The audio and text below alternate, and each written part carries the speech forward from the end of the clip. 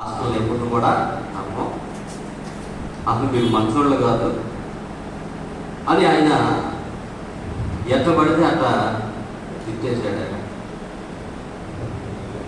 ఎట్ట పడితే అట్ట మాట్లాడారు. మీరు గమనిస్తుండే ఒక సేవకుడు చెడ్డోడైతే ఆ నింద 100 మంది సేవకులు పోయారు.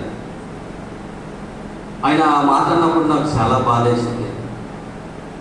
ఆ మాట అన్నప్పుడు మీరు కదా, ఎందుకంటే మీకు పాస్టర్లు అంత కోపము, మీరు వారికి ఏం పెట్టలేదు కదా, అన్నేం తీసుకొచ్చి మీకు ఇవ్వలేదు కదా, మిమ్మల్ని అన్నేం చేయట్లేదు కదా అంటే ఆయన అంటున్నాడు, పాస్టర్లు ఒకప్పుడు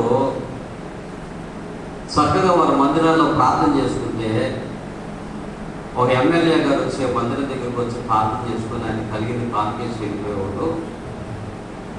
ఈ రోజున పాస్టర్లు ఆయన రాకముందే వీళ్ళే వెళ్ళిపోయి ఆయన దగ్గర అట్టుకొచ్చుకుంటున్నారు.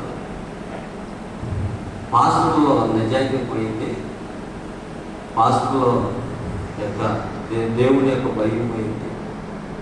పెద్దవాళ్ళ దగ్గర ఫుట్బాల్ దిగడానికి ప్రయాసపడుతున్నారా కానీ నశించిపోయే ఆత్మల కోసం ప్రార్థన చేసే పాస్టర్ గారు ఎవరుంటారని ఆయన అడుగుతున్నాడు. నాకు ఆశ్చర్యం వేసింది ప్రియమైన కదా. అన్యులు మన గురించి ఏమని చెప్పుకుంటారంటే, మనం ఎప్పుడైతే నిజాయితీ ఉంటామో అప్పుడు ఎవరు కూడా మనలను పడగొట్టలేదు. మన సాక్ష్యాన్ని మనం కాపాడుకొని లోబడే మనసు లేకుండా నిజాయితీకి ఎప్పుడైతే మనం జీవిస్తామో అప్పుడు ఎదుటి వారు మనల్ని నవ్వు వేస్తారు.